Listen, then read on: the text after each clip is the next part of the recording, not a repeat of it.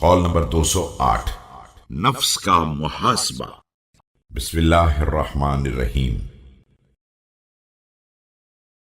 जो अपने नफ्स का हिसाब करता रहता है वही फायदे में रहता है, और जो गाफिल हो जाता है वही खसारे में रहता है। खौफ खुदा रखने वाला अजाब से महफूज रहता है, और इबरत हासिल करने वाला साहिब बसीरत होता है।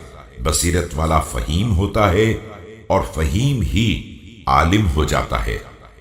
Whoever takes account of his self is benefited, and whoever remains neglectful of it suffers.